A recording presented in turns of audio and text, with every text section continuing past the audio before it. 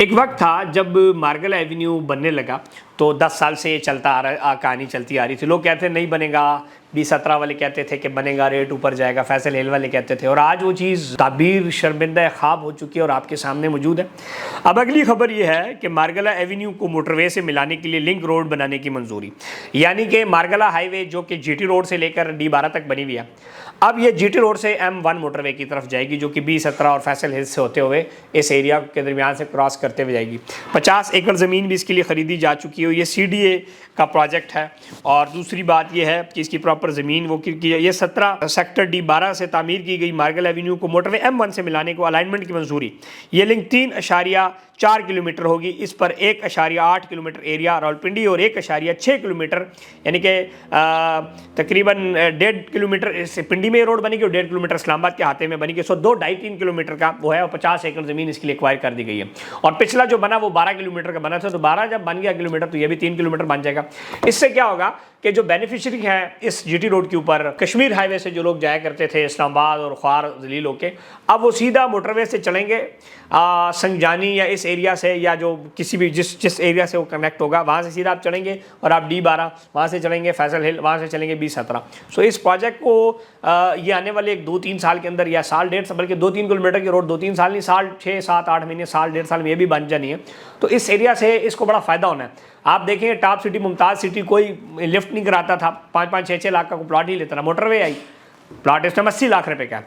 इस तरह फैसल हिल में आप देखें इस टाइम 45 से 50 लाख का प्लॉट 5 मरला मिलता है। अब जब ये मार्गल एवेन्यू बन गया तो आप देखें कि आपको 10-15 लाख रुपए का जंप प्लॉटों में नजर आएगा जैसे ये चीज़ ऑपरेशनल होती है। इस साल इस फरवरी आखिर में इसका इफ्तिताह होने वाला है, क्योंकि फासला कम हो गया इस्लामाबाद से। वो कहते हैं ना कि फासले ऐसे होंगे, सोचा ना था तू मेरे सामने होगा, कभी सोचा ना था।